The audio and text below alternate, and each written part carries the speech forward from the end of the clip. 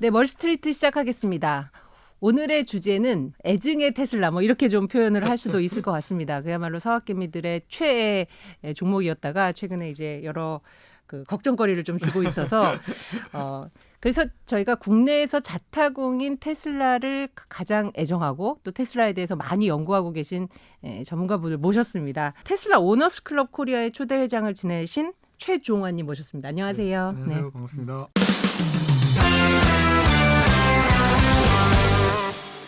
그 테슬라 미국 본사가 그 전 세계적으로 공인하고 있는 공식 커뮤니티가 각 나라마다 네. 있거든요. 그래서 저는 이제 한국 커뮤니티를 그렇죠. 창립한 창립 멤버이고요. 초대 회장을 역임을 했었습니다. 네. 지금은 이제 회장직에서는 물러나 있고요. 테슬라 뭐 이 애착만큼이나 투자도 하셨죠. 2017년에 처음 사시고 한 번도 안 파셨다고 들었어요. 네, 그렇습니다. 2017년부터 꾸준히 계속 매입을 해서 그러니까 뭐 그때 아마 지금 처음 샀던 거는 제가 지금 주가 기준으로 하면 한 20불 뭐 20불 정도. 20불 30불 예. 그런 것도 있고 뭐 저는 최근까지도 샀으니까 꾸준히. 최근에 샀던 거는 뭐 물려 있고 네, 800 뭐. 갔을 때. 네, 그렇습니다. 네. 네. 일단 요즘 누구보다 또 어느 하여튼 이곳저곳에서 굉장히 질문을 많이 받으셨을 것 같아요. 사실 네네. 저도 뭐 경제부 기자지만 테슬라가 이 정도로 기사화가 많이 된 적이 있었을까라는 생각이 들거든요. 그러게요. 네. 사실 뭐 자동차, 전기차, 본업부터 배터리에 공매도에 비트코인에 뭐 최근에는 뭐 SNL 연예 뉴스까지 네네. 정말 많았는데 이제 주가 얘기부터 먼저 해보겠습니다. 뭐 천슬라 얘기도 있었는데 네네. 지금 흐름으로 보면 사실 좀 답답해요. 지금 그렇죠. 상황에서도 투자자한테 권할 수 있는 건지. 그러니까 뭐 저도 네. 이제 개인적으로 주식 투자를 하면서 한 10년 넘게 이제 이 주식 시장에 이제 머무르고 있는데요. 네.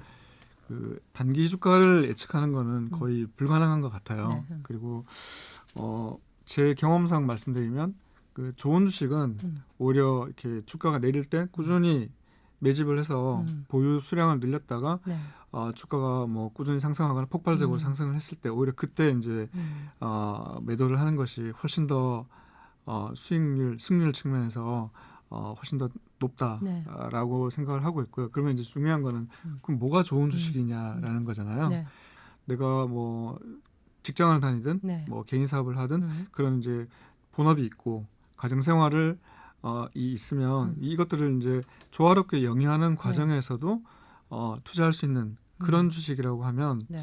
뭐 예를 들어서 이제 한 10년 단위로 이렇게 세상을 끊어서 놓고 보면 그 10년을 가장 드라마틱하게 바꾸어주는 세상의 삶의 모습을 바꾸어주는 그런 회사들이 있잖아요. 뭐 2000년대 초부터 얘기하면 뭐 구글, 애플, 뭐 아마존 그렇죠. 이런 것들은 한 10년 단위로 놓고 보면 정말 그 회사가 있기 전과 후가 세상의 모습이 너무나 바뀌었잖아요. 그런 식으로 정말 좀 세상의 모습, 우리의 삶의 모습을 크게 바꿀 수 있는 회사가 좋은 회사라고 생각을 하거든요. 그러면 앞으로 10년을 세상의 모습을 가장 크게 바꿀 수 있는 회사가 어디냐 했을 때는 저는 이제 테슬라라고 생각을 합니다. 예. 그러면 이제 테슬라 같은 주식은 단기적인 어떤 주가는 모르겠다. 다만 한 10년 정도 지났을 때 이 회사가 삶의 모습을 엄청나게 바꿨을 거니까 네. 그러면 그런 회사는 회사의 어떤 내재적 가치, 네. 미래 기업 가치가 점점 좋아질 거 아니냐. 그래서 나는 지금 내가 살 때 주가는 여기 있고 한 10년 후에 주가는 뭐 어디일지는 모르겠지만 항상 높게 있을 거라 생각하면 네. 그 사이에 이제 여러 가지 소음과 어떤 매크로의 어떤 이슈 이런 것들 때문에 주가가 흔들리는 것들은 무시하고 가겠다라는 거죠. 그런 식으로 이제 꾸준히 투자를 하는 것이 가장 이제 바람직한. 네. 그러니까 장기 투자에 적합한 어떤 혁신의 그런 상징적인 종목이다를 말씀해 주셨는데 어떤 악재들이 좀 거치면 소위 좀 주가가 뭐 우리 좀 고점 근처로 갈 거다 예측을 하실 수 있을까요? 호재성 이벤트라든지 네. 혹은 악재성 이벤트가 걷어지는 시점 이런 것들을 좀 말씀을 드려볼 텐데요. 네. 그 전에 이제 테슬라의 어떤 내재된 기업 가치, 미래 기업 가치에 대해서 사실 잘 모르시는 분들이 많잖아요. 그래서 이제 굉장히 심플하게 제가 좀 일종의 이제 잣대를 제공을 해 보자면 네. 전기차 사업 관련된 테슬라의 가장 큰 목표는 뭐냐면 가장 성능이 좋은 전기차를 가장 저렴하게 팔겠다라는 게 테슬라의 지상 최대 목표거든요. 그래서 여기서 말하는 성능이라는 거는 자율주행도 포함된 그런 내용이고 그다음에 일회 충전 시에 주행 가능 거리라든지 뭐 순간 가속력이라든지 그런 모든 것들 그다음에 충전의 편의성 이런 것들이 다 포함된 개념인데요. 네. 그래서 그 작년 이제 배터리 데이 때 일론 음. 머스크가 이런 얘기를 했습니다. 네. 우리가 2030년 정도가 되면 연간 2천만 대 네. 생산 라인을 구축을 음. 해서 매년 2천만 대씩을 팔겠다라고 네. 선언을 했어요. 근데 이게 굉장히 어떻게 보면 말이 안 되는 네. 숫자이거든요. 왜냐하면 연간 신차 시장이 한 뭐 9천만 대, 1억 대 네. 시장이고 날고 기는 업체들이 음. 1,000만 대, 예를 들어 폭스바겐이나 도요타 같은 업체들이 음. 1,000만 대에서 1,500만 대를 넘어가려고 하다가 철퇴를 맞고 1,000만 대를 주저앉은 네. 상황이에요. 그런데 지금 일론 머스크가 이제 2천만 대를 만들겠다고 선언했죠. 하는 거죠. 근데 이게 너무 터무니없는 숫자는 또 아닌 것이 2017년부터 지금까지 뭐 테슬라의 어떤 생산량 증가 추세를 보면 CAGR이라고 네. 하잖아요. 그러니까 연평균 성장률을 보면 거의 60%에 가깝습니다. 그래서 2019년도에 테슬라가 36만 대를 팔았고요. 생산해서. 네. 그다음에 작년에 한 50만 대 조금 안 되게 팔았고요. 올해는 100만 대, 80만 대에서 100만 대 예상을 네. 하고 있고 내년에는 200만 대 예상을 하고 있습니다. 그러면 그 최근 대비- 기조를 보면 네. 거의 100%씩 성장을 네. 하고 있죠. 네. 그래서 뭐 100%가 아니라 60%씩만 성장을 하더라도 2030년까지 2천만 대를 만들 수 있지만 네. 이게 너무 이제 좀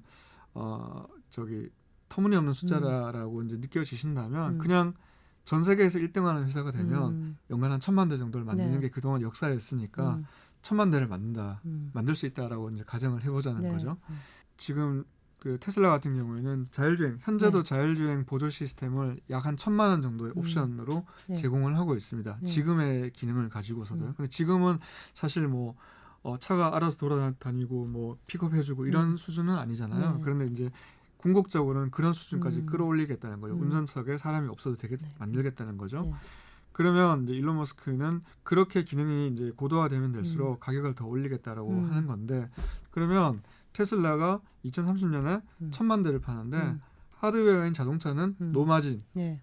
완전 그냥 원가로만 팔고 이제 소프트웨어는 거의 뭐 원가가 들어가지 않는 개념이니까 소프트웨어만 1,000만 원에 판다라고 그렇죠. 하면 1년에 영업이익이 100조예요. 네. 100조. 그것만으로도. 네.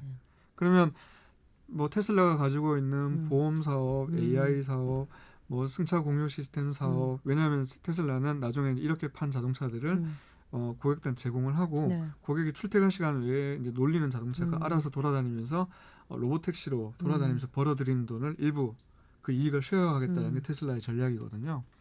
그거 외에 이제 아까 말씀드렸던 뭐 에너지 사업이라든지 보험 사업이라든지 이런 데서 창출할 수 있는 그런 기업 가치나 이익을 다 빼고 보더라도 영업이익 100조를 벌 수 있는 회사라면 이 회사의 기업 가치를 얼마를 주는 게 맞겠습니까?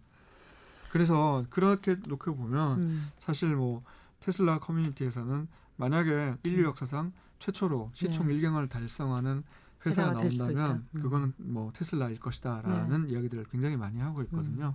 자, 그래서 이제 이런 꿈을 가지고 테슬라가 가고 있는데 그 꿈을 이루기 위해서는 두 가지가 반드시 달성이 되는 네. 한 가지가 FSD라고 불리는 자율주행 시스템이 정말 고도화되어야 하고요.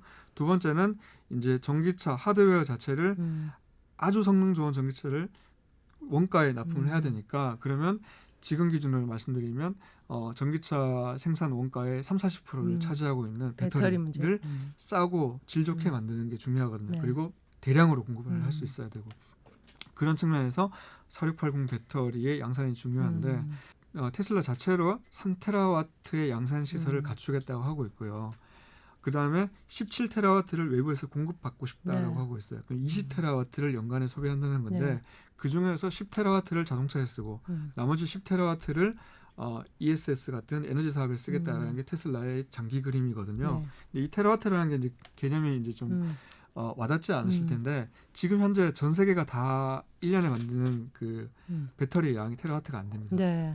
아마 한 500기가 정도 될까 말까 아마 그럴 거예요. 그런데 테슬라 혼자 3테라와트를 생산하고 2030년에는 20테라와트를 소비하겠다고 하니까 이게 어마어마한 이야기인 거죠. 사실은 전기차라는 거는 만들고 싶어도 지금 배터리가 비싸고 비싸나마 공급을 못 받아서 지금 그렇죠. 못 만들고 있는 상황이거든요. 그러니까 단순히 이제 전기차를 많이 만들겠다고 하면 이거는 액션 플랜이 있어야 되는데 네. 배터리를 그렇게 공급받거나 생산할 수 있는 그런 계획이 있지 않다면 이거는 정말 탁상공론에 지나지 않는 거거든요. 근데 그런 측면에서 봤을 때도 가장 철저하고 현실성 있게 준비를 하고 있는 게 테슬라이기 때문에 이 FSD와 4680 배터리 양산이 어떻게 돼가냐 그 방향성을 보시면 테슬라의 어떤 내재 기업 가치가 시간을 가지고 꾸준히 상승하시는 그 그림을 추정을 할 수가 있습니다. 네.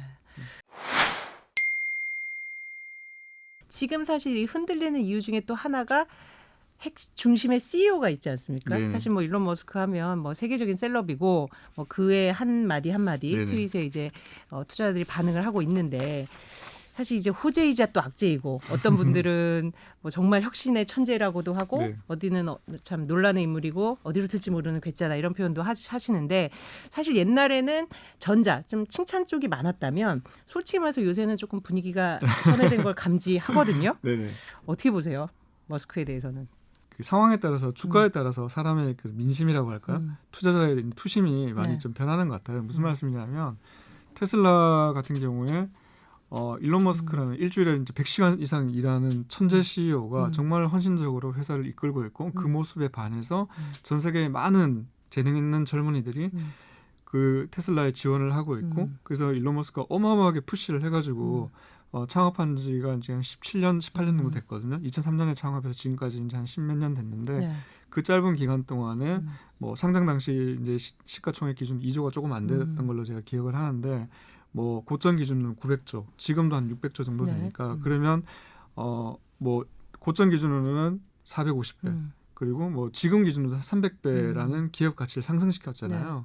그러면 이 어마어마한 상승을 시켰을 때까지의 일론 머스크의 공과는 무시하고 지금 어떻게 보면 고점에서 30% 정도 빠졌다고 해서 지금 일론 머스크에 대해서 비난을 하는 거는 좀 잘못된 것 아닌가. 그의 공보다 과를 너무 이제 부각시키는 거 아니냐. 근데 네. 이제 사실은 만약에 지금 이 순간에 주가가 계속 고점을 뭐 뚫고 있었다면은 네.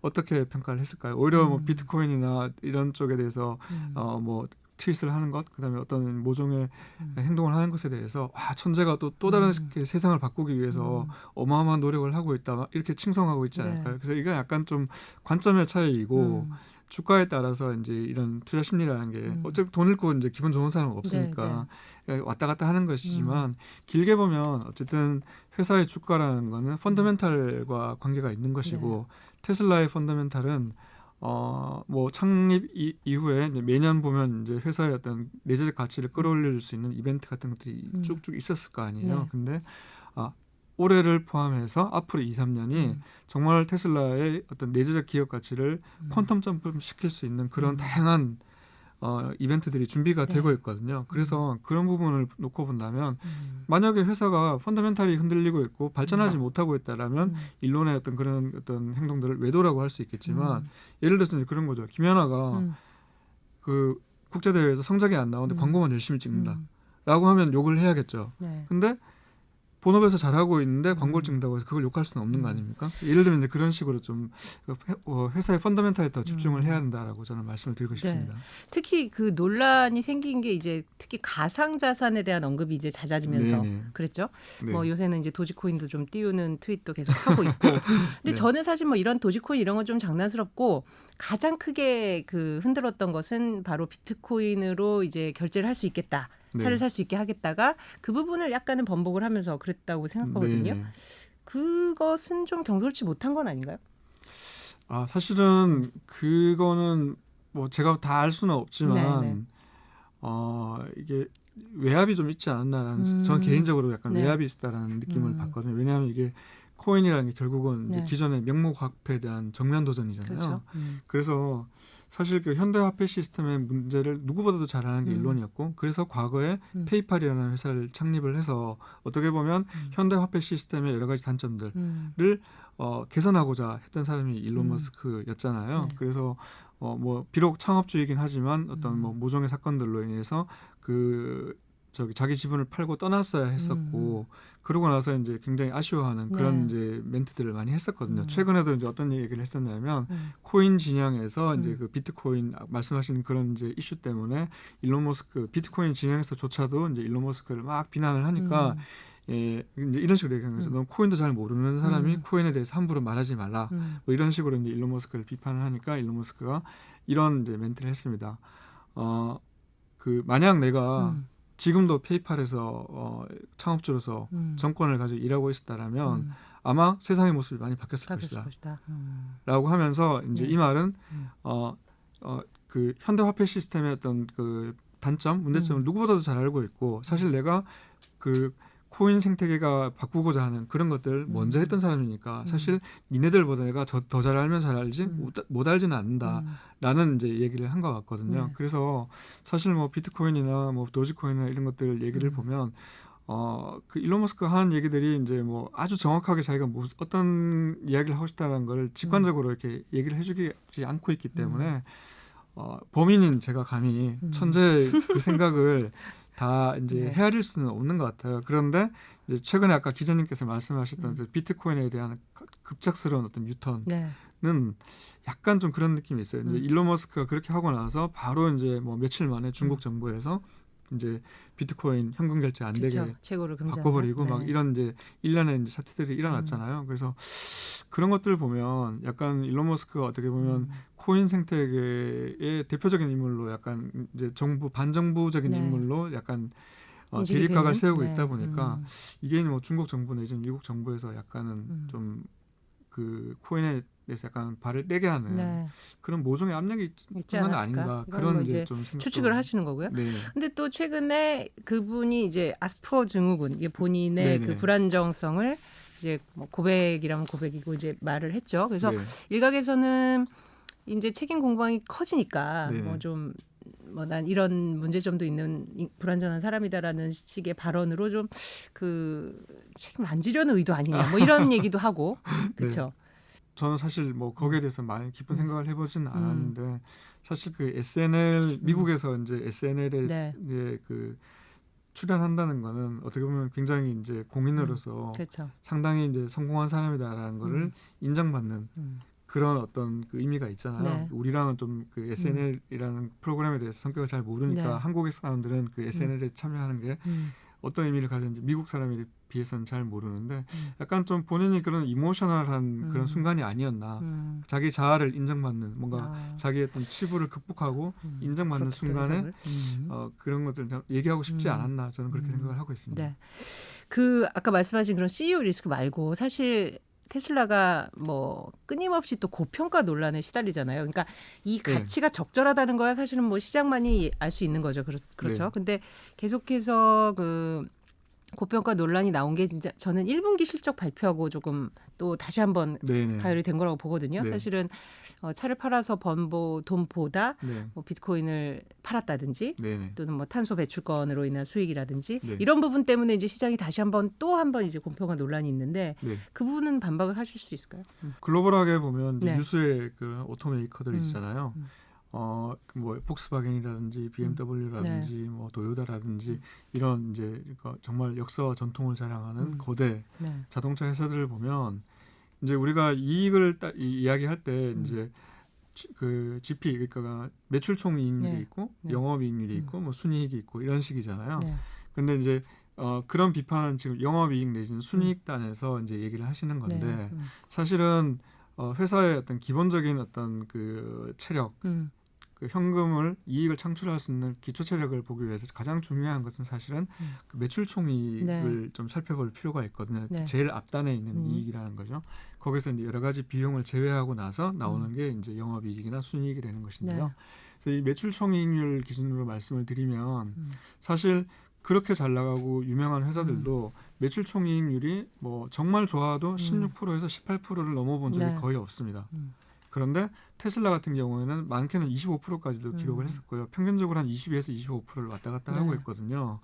그러면 매출 총이익률로 보면은 사실은 그 굴지의 자동차 회사들보다 테슬라가 더 좋은 수익률을 기록하고 있는데 왜 영업이익률이나 아랫단으로 내려오게 되면 사실 이제 테슬라는 어떻게 보면 지금도 스타트업 스테이지에 있는 회사라고 보시는 게 맞습니다. 그래서 버는 돈보다도 투자한 돈이 더 많고 R&D에 쓴 비용이 어마어마하게 많습니다. 그 이제 매출 대비로 봤을 때는요. 그렇죠. 그래서 이번 분기 같은 경우에도 사실 테슬라가 기가 베를린, 기가 상하이 그리고 기가 텍사스를 동시에 수조 단위의 공장을 건설을 하고 있고 그다음에 자율주행에다가 막대한 비용을 지금 투자를 하고 있습니다. 네. 그래서 이건 미래를 위한 선투자의 개념이지 만약에 이제 그런 거 없이 다른 자동차 회사들처럼 공장도 안 짓고 R&D도 그냥 적당히 하고 그냥 그 비용들을 고스란히 이익으로 보전했다라면 사실은 영업이익 기준으로도 뭐 압도적인 이익을 낼 수 있는 것이라서 사실 그런 이제 비판은 좀 뜯어보면 사실은 이제 좀 맞지 않다라고 볼 네. 수가 있습니다.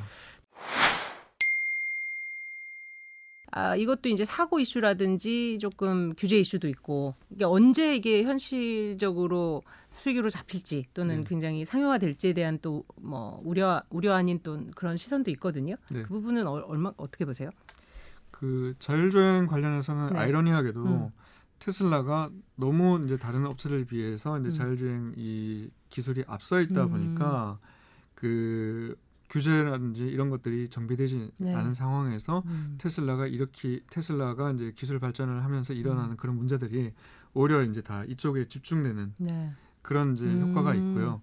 그러니까 워낙 많으니까 사고가 나더라도 여기서 난다 이거죠, 그죠? 뭐 그런 부분도 네. 있고요. 네. 그다음에 이제 뭐 테슬라는 이제 광고를 전혀 하지 않는 그런 회사다 보니까 미디어에서 조금 적대적인 그런 부분이 측면도. 좀 많이 있거든요. 네. 그래서 광고비가 0인가요? 네, 전혀 광고를 하지 않습니다.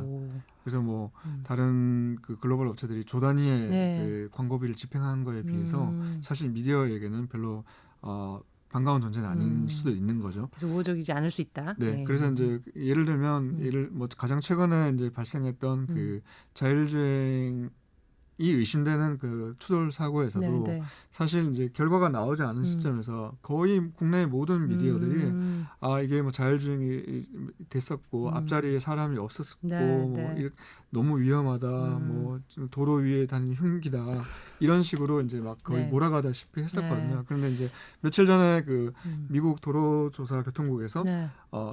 그 결과를 발표를 했어요. 네. 그리고 이제 테슬라가 그 발표를 위해서 그 로그 기록을 제공을 했는데 양자의 기록 그 결론은 뭐냐면 이 그 도로는 자율주행이 시행될 수 없는 조건의 도로였고 그리고 충돌 직전까지 인간이 운전을 한 흔적이 있다라는 게 결국은 이제 결과였습니다. 근데 사실은 이미 그런 식으로 다 떠들어놨고 그 결과에 대해서는 사실 뭐 별로 후속 보도는 많지 후속 보도가 않다, 많지 네. 않은 거죠.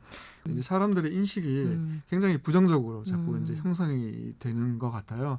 그런데 사실은 그 테슬라는 매 분기마다 세이프티 리포트라고 해서 그 테슬라 차량이 자율주행 시스템을 적용하지 않았을 때, 그 자율주행을 적용했을 때 일반적인 미국 도로에서 일반적인 그 자동차를 운전하는 운전자들의 어떤 사고 기록과 대조를 해가지고 계속 그 안전도 이런 부분들을 계속 팔로우업을 해주고 있거든요. 그래서 뭐 가장 최근의 리포트를 보더라도 테슬라의 오토파일럿 시스템이 적용됐을 때 적용되지 않는 일반적인 차에 비해서 거의 이제 뭐 주행 거리당 1회 사고율 이런 것들을 이제 비교를 해보면 거의 10배 이상 안전한 걸로 나오고 있고요.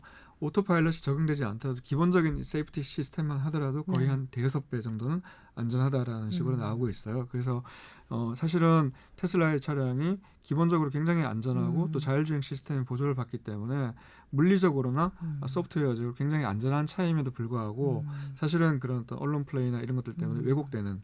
방금 전에 제가 그 외신 올라올 때 보니까 네.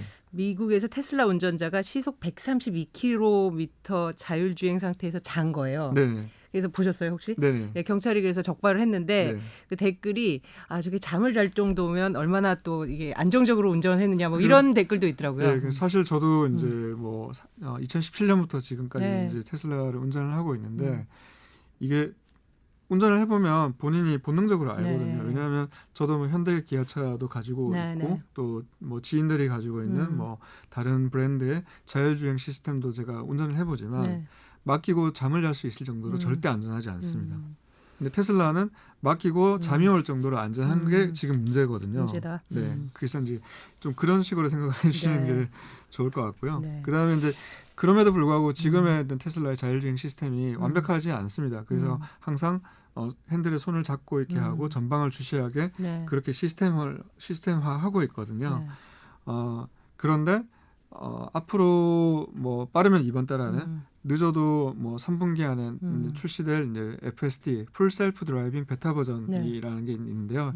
이거는 어떤 지금까지의 수준을 훨씬 뛰어넘는 그러니까 지금까지 가지고 있던 오토파일럿의 그런 어떤 문제점들을 뭐 일론의 표현을 빌려서 말씀드리면 수천 가지의 문제점을 개선한 그런 버전이 출시될 거다라고 하고 있는데 그러면 이제 기존의 FSD랑 현재 FSD의 차이가 뭐냐 했을 때 앞으로 출시되는 이 그 FSD 버전 같은 경우에는 AI가 이제 사실은 그 브레인이기 때문에 제일 똑똑해야 되는 거잖아요. 근데 이제 그 전까지만 하더라도 뭐 레이더라든지 초음파 센서 이런 것들의 어떤 도움을 받아서 이 비전 정보와 융합해서 이제 그 처리하는 시스템이었는데 앞으로 나오는 FSD 같은 경우에는 그런 거 다 빼버리고 마치 사람이 그냥 눈과 귀에 의존해서 운전을 하듯이 비전 정보만 가지고 이제 판단을 할 해서 수 있게끔. 이제 그 자율주행을 하겠다는 거거든요. 그게 이제 누적된 AI 정보 때문에 가능한 그렇죠. 거겠죠. 네, 왜냐하면 테슬라는 지금 60만 대 이상의 차량이 전 세계를 돌면서 실시간으로 전 세계에 있는 그 데이터들을 실주행 데이터를 받고 있고 거기서 이제 의미 있는 데이터를 AI가 자동으로 소팅을 해서 사람이 아니라 AI가 자동으로 빼내서 단점을 개선하고 그걸 다시 이제 플릿 그 선단에게 제공하는 것들을 실시간으로 지금 계속 반복을 하고 있거든요. 그런데 이제 이번에부터는 그 기존에 썼던 레이더 같은 정보도 아예 쓰지 않겠다라고 하는 것은 정말 사람처럼 일종의 상식을 가진 AI가 제한된 데이터를 가지고도 어떻게든 판단을 해낸다는 거예요. 왜냐하면 AI는 이제 뭐 아시는 분들 아시겠지만 기존 학습된 데이터가 없는 상황을 맞닥뜨리게 되면 판단을 못 하거든요. 그렇죠. 그러니까 예를 들어 자율주행 같은 경우에는 자율주행 해제돼 버리고 나는 못 하겠으니까 운전자 네가 해라. 이렇게 되는 게 이제 기존의 어떤 AI의 한계점이었다면 이제부터는 이제 그 판단의 수준이 높을 수도 있고 낮을 수도 있지만 셀프로 한다는 거죠. 그렇죠. 제한된 정보를 가지고 어떻게든 판단을 한다는 거죠. 그러면 이제 앞으로는 남아 있는 숙제는 뭐냐면 그런 데이터가 계속 축적이 됨으로써 이제 유치원생 수준의 판단이냐, 초등학생 수준의 판단이냐, 고등학생 수준의 판단이냐 이렇게 이제 데이터가 축적되면서 계속 이제 고도화되면 되는 것이라서 이런 부분에서 이제 그 AI 쪽에서 얘기하는 거는 인계점, singularity라는 표현을 많이 쓰는데 특이점을 지났다. 왜냐하면 이제 AI라는 거는 특이점을 지나기 전까지는 굉장히 그 발달의 속도가 지지부진하지만 특이점을 지나면 마치 알파고가 이세돌을 이긴 것처럼. 엄청난 속도로 발전하면서 인간의 능력으로 감당할 수 없는 수준으로 그러니까 자기 학습을 하기 시작하는 거죠. 그렇죠. 예. 네. 굉장히 지금 저도 기대를 많이 하고 있고 아마 뭐 그 방향성을 알 수 있는 그런 이벤트가 빠르면 이번 달, 늦어도 다음 달 중에는 출시가 될 것으로. 그 우주 산업, 뭐 스페이스X부터 해서 이제 굉장히 또 다른 이 테슬라의 이제 원대한 또 미래 산업인데 이 스페이스X와 전기차하고의 어떤 뭐 시너지? 뭐 어떤 게 있을까 이런 질문 들어왔어요. 일단은 그 전제가 조금 잘못됐는데요. 그 스페이스X 같은 경우에는 아직 상장되는 회사가 아니고 그렇죠. 테슬라와도 완전히 분리된 회사입니다. 일론의 개인 회사예요. 개인 회사이기 때문에 스페이스X 뭐 펀딩이 되고 거기 뭐 투자가 되고 비용이 지출되고 하는 것은 사실은 테슬라와는 아무런 그 연관이 없습니다. 그런데 향후에 이제 스페이스X가 테슬라와 어떤 사업적으로 접점이 있을 수 있는 부분은 이제 자율주행 관련된 부분이에요. 결국 이제 자율주행이 완벽해지려면 사실은 글로벌 기준으로 봤을 때 내 차가 어떤 곳에 있더라도 어떤 그 시스템의 그런 그 지장을 받지 않고 자율주행을 할 수 있어야 되는데 사실은 이제 뭐 그러기 위해서는 약간 지금 현재로서는 좀 불가능한 부분이 있어서 만약에 스페이스X가 지금 이제 진행하고 있는 프로젝트 뭐 중장기적으로는 43,000개 정도의 저궤도 위성을 지구에 다 깔아가지고 그 위성들이 그 자동차와 실시간으로 이제 의사 커뮤니케이션을 하게 된다면 더 많은 정보를 축적하지. 더 빨리, 더 안전하게, 더 많은 정보를 이제 소통함으로써 자동차가 자율주행을 더 잘할 수 있는 그런 이제 상황이 될 수도 있을 거다라는 게 이제 그 테슬라 주주들의 어떤 기대거든요. 근데 아직까지는 사실 그 스페이스X의 그 프로젝트와 테슬라가 그렇게 연결되는 건 아닙니다. 근데 그럴 가능성이 있다는 거죠. 실적에 대한 것들을 많이 물어봤어요. 그 사실 미국에서도 전기차 시장 점유율이 뭐 조금 하락을 했다고 하고 그리고 여기가 생산 라인을 이제 기존 완성차 업체들처럼 갖고 있지 않다 보니까 뭐 네. 어떤 공급의 원활한 뭐 이런 네. 문제에 대한 궁금증도 있었고. 일단 네. 올 1분기 때 뭐 테슬라의 미국 내 점유율이 조금 빠졌다라는 네. 부분은 사실 좀 깊게 들여다보면 그럴 만한 이유가 있었던 네. 거고 일시적인 거거든요. 왜냐하면 왜 이제 그렇죠? 테슬라가 미국 내에서 가지고 있는 생산 가능 수량이 약 한 60만 대 정도 되거든요. 네. 그 중에서 이제 모델 3와 모델 Y가 합쳐서 한 50만 대 정도 되고요. 네. 그다음에 모델 S와 모델 X라는 고가 라인이 한 10만 대에서 15만 대 정도 됩니다. 네. 그런데 작년 연말부터 시작을 해서 모델 S와 X를 생산한 라인을 셧다운을 시키고 지금 새 버전을 내놓기 위해서 라인을 개조하고 있어요. 그러니까 반도체 이슈는 아니고 그냥 네, 라인 개조. 라인 자체를 이제 개조를 하고 있거든요. 네. 그래서 지금 1분기까지는 생산이 거의 안 됐거나 하더라도 지금 인도가 안 되고 있는 네. 상황입니다. 그러니까 60만 대 캐파에서 한 10만 대, 15만 대가 지금 빠져 있는 거죠. 그러면 단순히 계산해 보더라도 그렇죠. 한 15%, 18% 정도의 어떤 생산 로스가 있는 거잖아요. 네. 유럽은 그래요? 폭스바겐에 대해서 조금 밀렸다고 하던데 전기차 부분에서. 그럼 폭스바겐이 유럽에서 워낙 또 이제 대중화된 브랜드이기도 하고. 그것도 마찬가지입니다. 네. 그래서 사실은 작년 기준으로 순수 전기차가 한 300만 대 전후 정도 팔렸습니다. 네. 그러니까 연간 1억 대, 한 9천만 대에서 1억 대 정도 팔리는 신차 시장에서 전기차 순수 전기차가 300만 대 정도 네. 팔렸기 때문에 이제 뭐 점유율 그래봤자 3%가 채 안 되는 3% 아직은 조금 넘는 초창기다. 시장이에요. 예. 그래서 이제 시장이 팽창하는 속도는 어마어마한데 네. 테슬라라는 회사가 혼자 그 시장을 다 먹을 수는 없는 거잖아요. 네. 그래서 테슬라 입장에서는 굉장히 빨리빨리 지금 증설을 하고 있는 거긴 하지만 늘어나는 시장의 크기를 감당을 하지 못하고 있는 게 네. 하나의 이유고요. 그 다음은 이제 그 모델 3나 모델 Y가 미국에서 생산돼서 유럽으로 이제 수출이 되고 있고 또 모델 3 같은 경우에는 중국 공장에서 또 들어가고 있는데 그렇게 가면 관세를 먹고 들어가기 때문에 그다음에 가격 경쟁 운송 비용과 관세를 먹고 들어가면 최소한 1,000만 원에서 2천만 원 가까이 네. 비쌉니다. 그러니까 가격 경쟁력 측면에서도 사실은 좀 어려움이 있죠. 그렇죠. 그런데 그렇겠네요. 폭스바겐이나 이런 이제 유럽 내에 있는 전기차 내연기관차 업체들이 전기차를 팔 때는 원가 이하로 팔고 있어요. 네. 왜냐하면 그렇게라도 팔지 않으면 규제 크레딧으로 벌금을 더 내야 하기 네, 때문에 네. 벌금을 더 내느니 차라리 그냥 우리가 원가 이하로 팔더라도 네. 규제 크레딧을 충족할 만큼 파는 게 낫다는 네. 거죠. 그러면 어쨌든 자기들은 파는 동안에 뭐 캐파라도 보유할 수 있고 또 뭐 기술 개발이라도 할 수 있는 거니까요. 그러니까 유럽 기관의 내연기관 업체들은 원가 이하로 팔고 있고 네. 테슬라는 운송 비용에 관세까지 맞으니까 사실은 가격 차이 되게 많이 나는데 네. 이것도 올해 말 내년 초가 되면 기가 베를린이 가동이 되면서 네. 관세와 운송 비용 없이 테슬라가 물량을 밀어낼 수가 있거든요. 네. 그러니까 그때가 되면 완전히 또 이야기가 달라지는 이게 거죠. 달라진다. 그 지금 모델 얘기하셨는데 새로운 모델 언제쯤 나올지에 대한 질문도 되게 많았어요. 혹시 뭐 좀 테슬라 지금 세미트럭 네.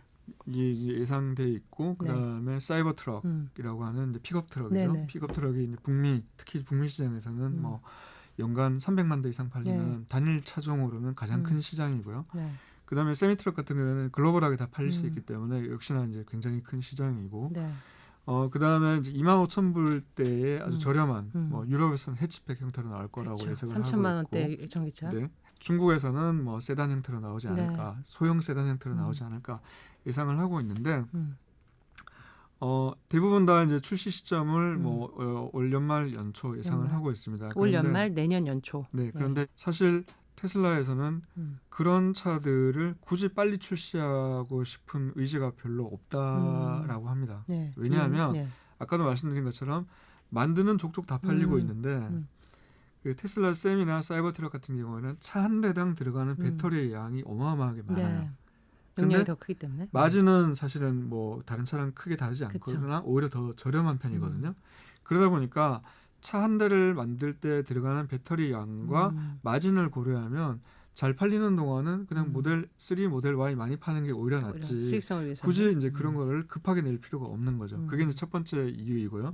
두 번째 이유는 그 테슬라 세미트럭이나 사이버 트럭 그다음에 뭐 이런 앞으로 나올 로드스터 이런 제품들은 4680 배터리라고 해서 네. 기존의 배터리보다는 굉장히 뚱뚱한 배터리가 들어가게 되는데요. 네. 이 배터리 같은 경우에는 이제 만약에 양산이 이제 계획대로 된다고 하면 배터리 원가는 기존 대비 절반 이하로 떨어지고 에너지 밀도, 이제 결국 이제 에너지 밀도라는 게 배터리 성능을 나타내는 것이겠죠. 에너지 밀도는 50% 이상 이제 끌어올릴 수 있는 그런 혁신적인 이제 배터리가 되겠는데요. 네. 사실은 이 그 배터리를 제작하는 공정을 테슬라가 직접 개발했어요. 테슬라는 자체가 보유하고 있는 특허의 60% 이상이 배터리에 배터리. 관련된. 그래서 배터리 내재화 얘기가 계속 나오지 않았습니까? 네. 그래서 뭐 일론 머스크가 전 세계 어떤 회사보다도 우리가 배터리를 딥하게 연구하고 있다, 오래됐다라는 표현을 많이 했는데요.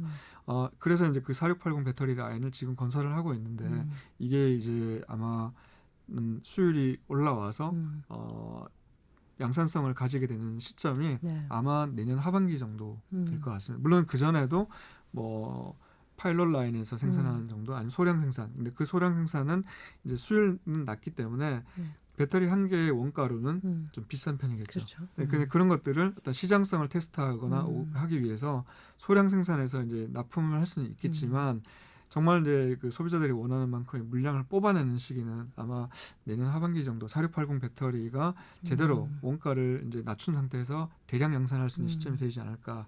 그때쯤 될 것 같고 네. 그다음에 이제 파나소닉이나 LG화학도 지금 테슬라의 레시피를 제공을 받아서 라인을 지금 만들고 있거든요. 네. 근데 이제 그네들조차도 역시나 학습 기간이 필요하기 때문에 네. 조금은 시간이 걸릴 것으로 예상을 하고 있습니다. 오늘 저 최종환 테슬라 오너스 클럽 초대회장 모시고 지금 세간의 여러 의혹 뭐 또는 궁금증 네. 뭐 이런 고민하신 분들한테는 좀 도움이 될 수 있을 것 같고요. 앞으로 또 관련한 좋은 정보 있을 때 또 모시겠습니다. 고맙습니다. 네, 감사합니다.